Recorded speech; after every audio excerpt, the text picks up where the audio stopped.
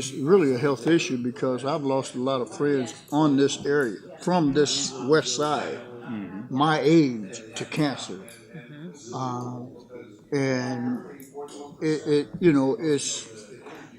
have to be something that we're not aware of. That's my family, but other families, it's a different story, health-wise. People get sick. They get sick. The lowest NIPSCO bill that I got was almost $300. The lowest. I got a $400 NIPSCO bill in January. That's almost as much as my rent. 12, 13 years ago, I took my daughters out to the beach, and they wanted to go swimming. And when we got out there, all these fish were dead. And I'm like, I don't know if we should get in this water, you know what I'm saying? All these fish are dead, you know what I'm saying?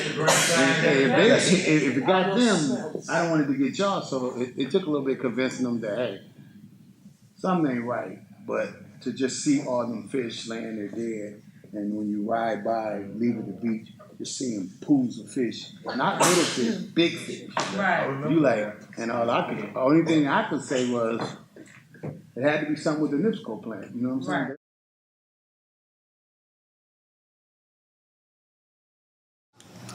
I would like to see NIPSCO follow in what it seems or appears that the community wants. We want to see wind and solar projects like that are currently happening in our school systems, where they did a massive, huge solar project here in the city, and you see more businesses, more corporations, more contractors that are doing wind and solar projects as well. And more of our people would like to see something that would cost less, yet be more effective and have less issues that give us less issues in our health. So this is what we would like to see. Follow the trend that people are in right now in 2018, 2019, and 2023. The state of Indiana has more wind and solar projects currently being implemented. NIPSCO should follow suit. This is a very highly polluted area, okay? I mean, I've been using a water filter for over a decade now because I was having gastrointestinal issues. And I knew it was from that because my dog had gastrointestinal issues and my mother had gastrointestinal issues. And my niece, who used to spend a lot of time with us, started having gastrointestinal issues. So when you talk about pollution, you start having to look at these culprits and how it's affecting our quality of life. I had to spend $1,000 on medical bills. Trust building is that everybody sits at the table together doing these meetings. But it starts like now with what we're doing now, the conversations, because this stuff, it's not something that everybody thinks about. But when you open up and have conversations like this, it does open up, your thought process and try to think of ways that you can do things differently. I know for me, it's done that for me.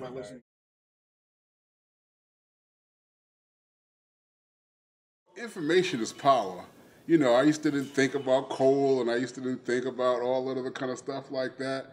But, coming to these meetings and learning how things really are, that coal is a major pollutant of the environment, and these things are affecting not only us, but our kids and our kids' kids, generations to come.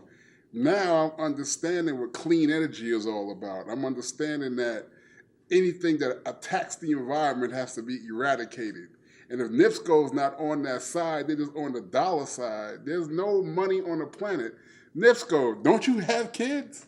Don't your kids have kids? I mean, let's have a conscious awareness of what it is we're doing. Nothing lasts forever if you keep attacking it.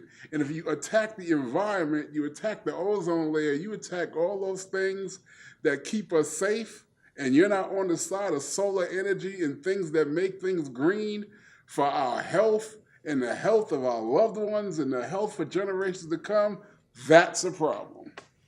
My biggest problem with NIPSCO is not only the pollution that they're putting out, and they know that they're putting out, but then on top of that, you're charging people unfairly for this pollution.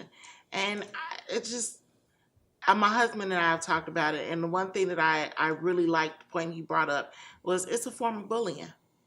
And it just shouldn't be. And I feel bad for the people that are getting sick from the air pollution, and just it's not good. And then when you see people that the corporate people are higher up, or the people with the money, that you feel like you can do these things and continue to do these things to people because they may not have the means that you have or the power to get things changed or done. So that's my issue with NIPSCO.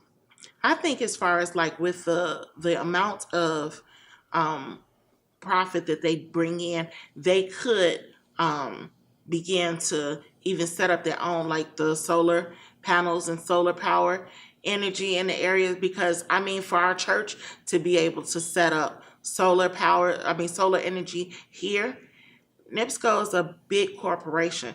They can have the power. They could change some things over if they wanted to. But the reality of it is they don't want to.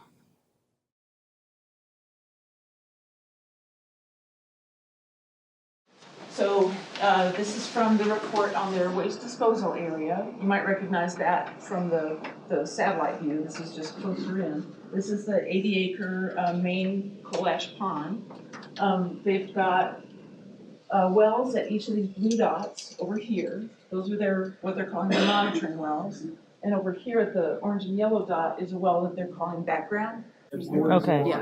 And so what was started then is a direct result of her receiving a letter about the contamination? Her letter came as a result of their testing. Okay. And you're in the adjacent, your mom's in the adjacent area. So then when you come to her, you said you're 3 miles out, right? About another mile.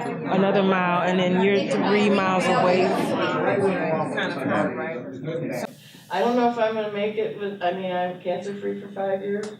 I don't know what my days are going to be. I have friends that are doing very well. I have some that have died. And it's not just cancer, it's all kinds of stuff. I know young men that are healthy people that are really healthy. I mean, he was just diagnosed with Alzheimer's. He's been a health freak for a long time. And he's 50 years old, and and there's a lot of people, heart problems, and and I know that's part of life. I get that part of it, you have problems. But if something is here that's causing that, why can't we stop it or try to find out what's going on so that our kids can have a life and a future, I've seen young mothers that are pregnant with cancer, and I know if you watch TV, there's a lot of kids that have cancer and stuff like that, and people are trying to figure out how to take care of it. Well, we're a small community. Why can't we all get together and try to figure it out? NIPSCO. I live in Wheatfield, Indiana. I grew up next to the plant, and I have so many of my family that have died from cancer, that have asthma, respiratory diseases. My mom talks about how the coal ash used to fall on their houses and on their cars, and they melt the snow for water out there, and they drink the coal ash.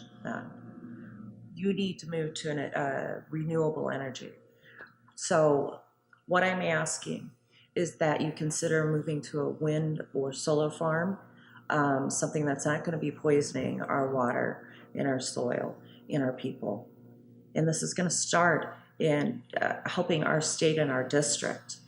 So you can be the innovator in this process and move to a renewable energy and make this a renewable region and care about the people that live here, because we're not disposable. We matter.